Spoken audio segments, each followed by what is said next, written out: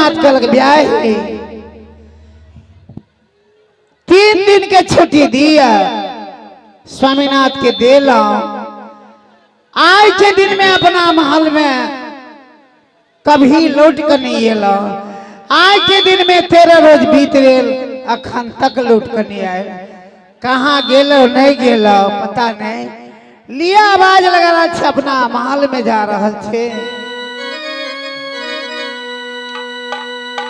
कहीं से एबे करता अपना महल में लिए जा रहल छे।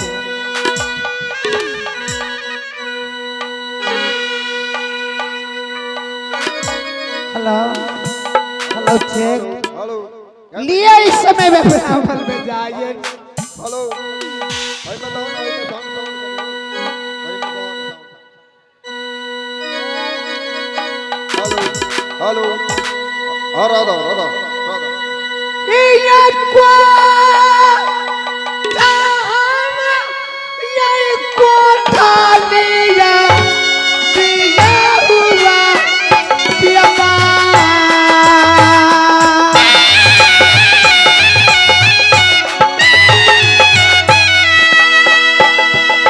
के करा अपर गमाता थलियै पिया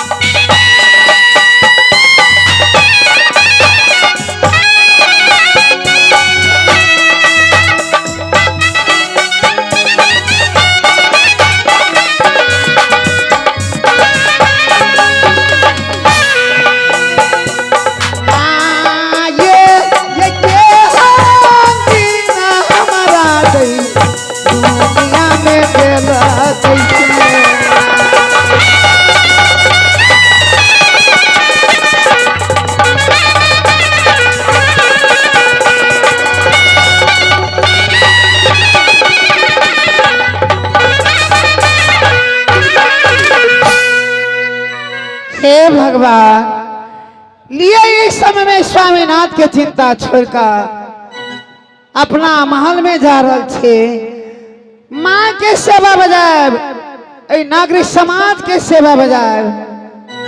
ताई से कल्याण होत लिए वही स्वामीनाथ के चिंता छोड़ने जा रहल छे।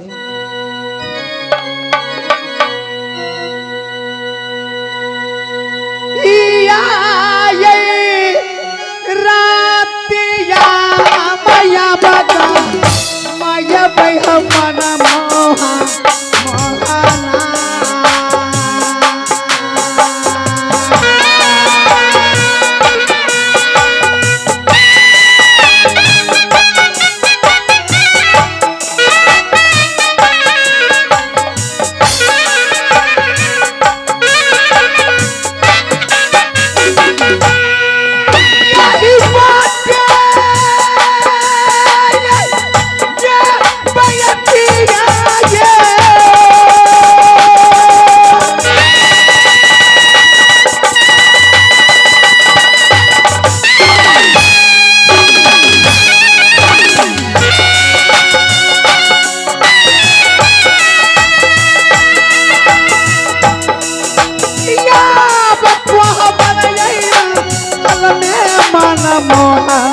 मोहना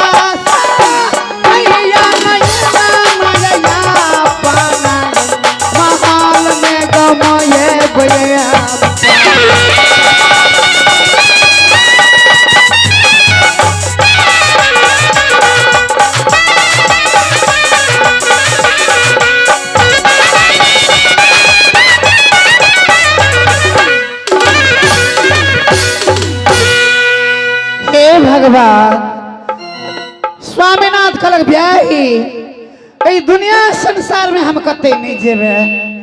बात माना के लिए तैयार नहीं भेला अपना महल में जाकर आराम कैलो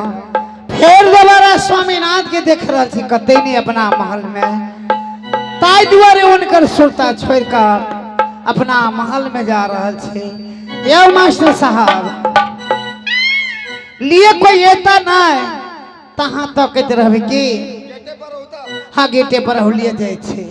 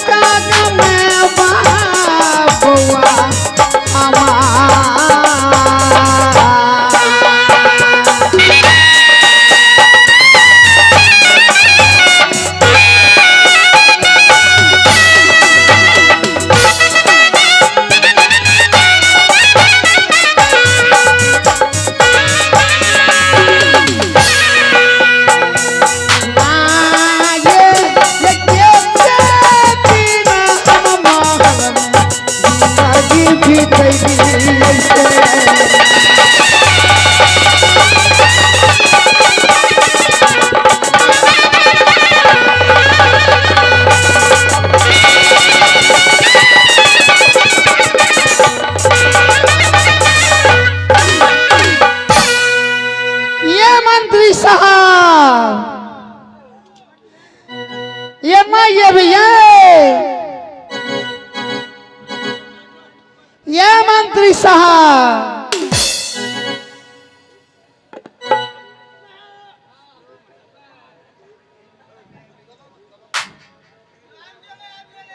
हे भगवान ये आज के दिन में चारों अपना महल में किनको किनको सबात नहीं मिल रहा है ते द्वारा बुझलिए लिए दिल के बात आप केकरा कर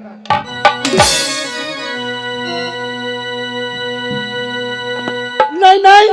गहूमो काटे के हल्ला हो छे खेसारियो उखाड़े के एक दिन के समय में हल्ला भेले धानो कटनी में जना कि हमरा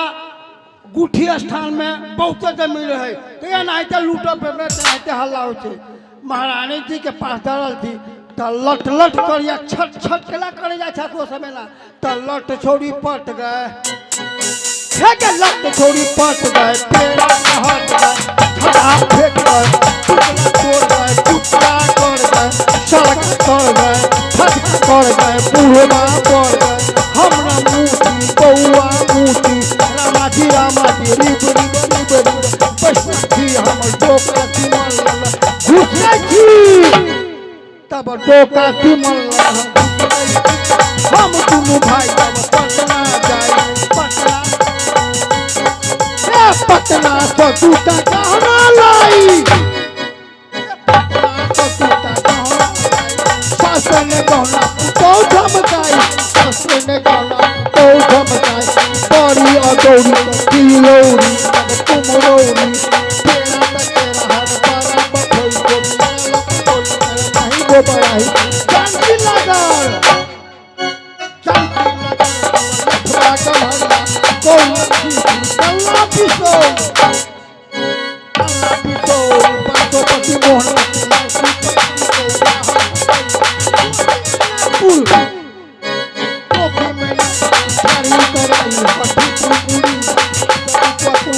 कोट कुआल पूछी या तो पाला बखर ये पाला बखर तब तुमरा सिमरे फरिया गणपति पशुपति यल्लीपति टुल्लूपति तब मुखियापति ये नैया के संकट पूरल जाई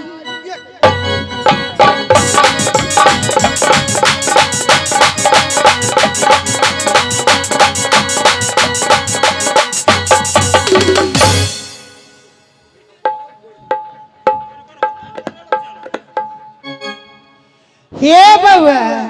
महारानी के जी अत्ते दिन से अपने कहाँ अच्छा लगा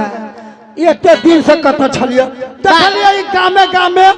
हम नाच के घूम फिर के आ फेर चल आबै छी लिए बारंबार आवाज लगा रहे छे अहाँ कत छले एते दिन से एते दिन से हाँ ये तो सर्वप्रथम कहू अपने जे हर हमेशा रहे चिंता में करे लगी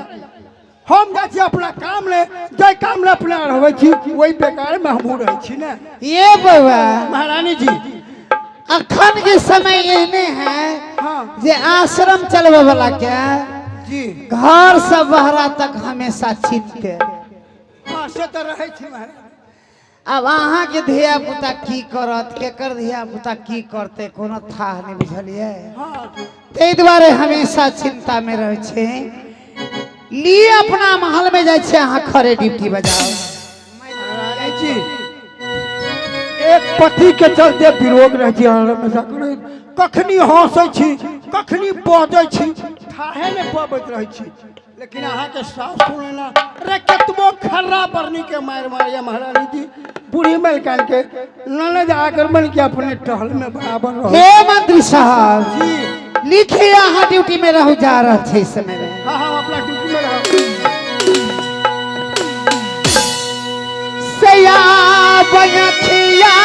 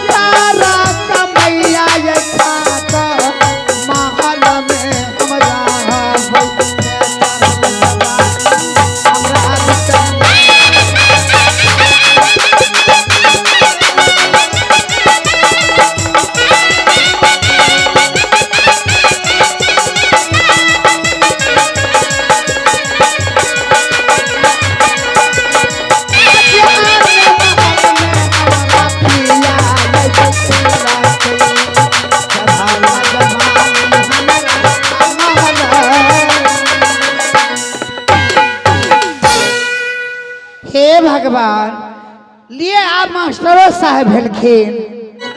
मंत्रियों साहब भेलखिन कदाचित के भरोसे येता चाहे के भरोसे जेता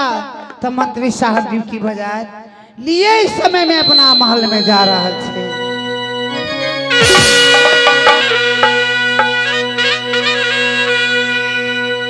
या सुना छिगा